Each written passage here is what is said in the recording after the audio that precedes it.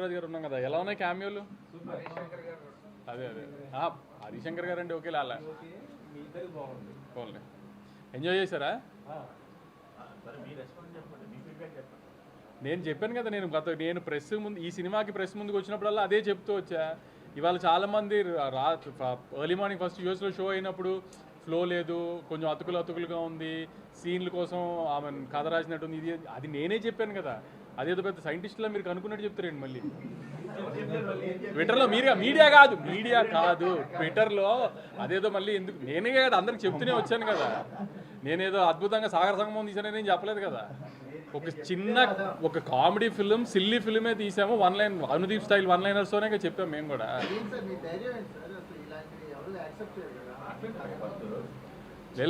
ధైర్యం ఏంటంటే, ఇప్పుడు అనుదీప్ లాంటి వాడితో సినిమా తీస్తున్నప్పుడు ఎప్పుడు ఆ రిస్క్ ఉంటుంది.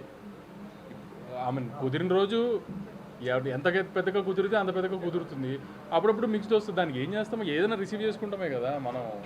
ఇలానే అలా అని ప్రతిదీ కరెక్ట్గా మనం అనుకున్నట్టు జరుగుతుందని కాదు కదా, అంతే. నేను కొంచెం డివైడ్ ఉంటుంది, ఎందుకంటే రివ్యూవర్స్కి ఇలా నచ్చే సినిమా తీస్తానని నేను డెఫినెట్గా అనుకోవాలి. ఎందుకంటే ఒక సినిమా కావాల్సిన గ్రామర్ అయితే లేదు, అది లేదని తెలిసే తీసాము, అదైతే లేదు. సో రివ్యూస్కి ఇలా నచ్చుతుందని అయితే అనుకోలేదు ఎప్పుడు.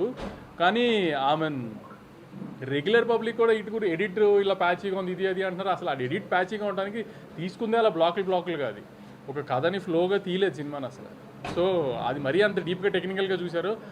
నేను ఫస్ట్ నుంచి అదే చెప్తున్నాను కదా, మీ అందరికి వచ్చి నవ్వుకుంటే వెళ్ళండి, ఖచ్చితంగా మ్యాక్సిమం నవ్విస్తానికి ట్రై చేసి నవ్విస్తాడు, అది దీపనే చెప్పాను నేను. దానికి ఎంతవరకు ఆమెను సాటిస్ఫై చేయగలిగాం లేదో చూసుకోవాలి అంతే. ఇంకా ఈ సినిమాల వరకు కొన్ని సినిమాలు అంతే కదా. అది నిన్న కూడా చెప్పాం కదా.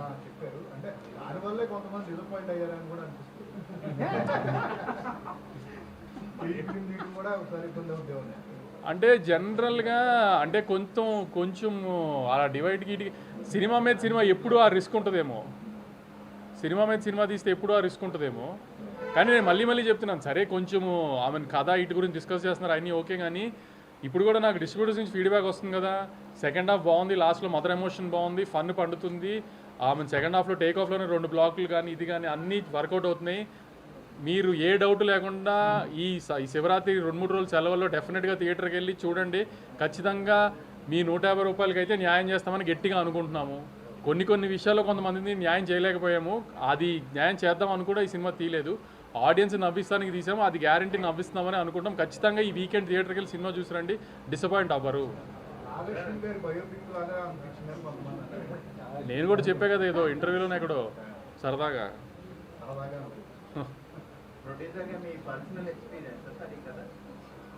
ప్రొడ్యూసర్గా పర్సనల్ ఎక్స్పీరియన్స్ కాదు, యాక్చువల్లీ నాకు అనుదీప్ చాలా తక్కువలో సినిమా తీసి పెట్టాడు.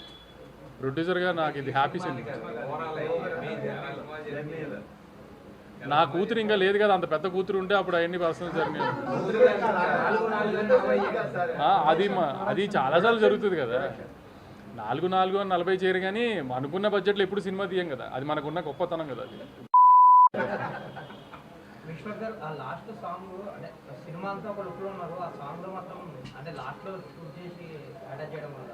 ఇట్లనే అది మన యమదొంగ చూసి ఇన్స్పైర్ అయింది. డెఫినెట్లీ డ్రీమ్ సాంగ్ సార్, కొంచెం డ్రీమింగ్ ఉన్న అట్లా అంతే. మీ కాంపౌండ్ లో ఉన్న ప్రతి ఒక్కరిని డైరెక్టర్లీ ఆర్టిస్ట్ అందరినీ వాడేశారు. కళ్యాణ్ సినిమాల్లో అనుదీప్ సినిమాల్లో కళ్యాణ్ ఆళ్ళ అది అంతా కామన్ కదా. అది ప్లస్ మావాడికి ఇప్పుడు కొంచెం యాక్టింగ్ గొల వచ్చేసింది బాగా కళ్యాణ్కి.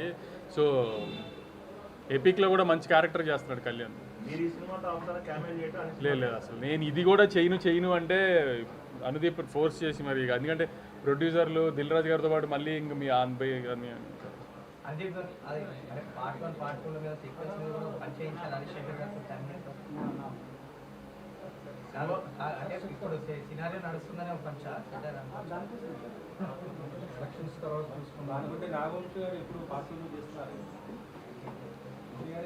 అదే అంటున్నా. ఇప్పుడు ఏదో నేను సినిమా తీసాను, మామూలుగా సినిమాలో జరుగుతున్నాయి అన్నిటి మీద పంచలే. హీరోయిన్ క్యారెక్టర్ పర్సనల్గా మీరు టైగర్ గారిని అనుకున్నారు కదా, అంటే వెయిట్ ఉండబట్టే కదా ఆ క్యారెక్టర్. అవును, పర్సనల్ మీరు పర్ఫెక్ట్ ఫీల్ అయ్యారు. అవును నేను చెప్పాను కదా, తను పర్ఫామ్ బాగా చేస్తుంది, ఆమె ఫారెన్ నుంచి వచ్చిన ప్రొడ్యూసర్ కూతురులాగా కనబడాలి అని చెప్పి అప్పటికప్పుడు తీసుకున్న డెసిషన్ అది. డ్రాగన్ చూడగానే తీసుకున్న డెసిషన్ అది.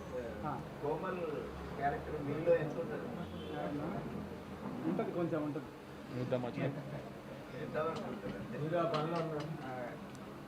ఇంతవరకు అని చెప్పలేదు అంటే నేనే కాదండి, ప్రతి డైరెక్టర్ లోపల ఉండే ఇది అది. तुम खत्म कर दोगे? क्या? नहीं, You want to finish your job? Budget ఎంత చెప్పారు, ఎంత దిగారు? this is my first. Budget actually ఇటు- చెప్పిన దానికంటే తక్కువలో ఇటు వచ్చే నువ్వు ఫినిష్ చేసి నేను మాట్లాడుతాను.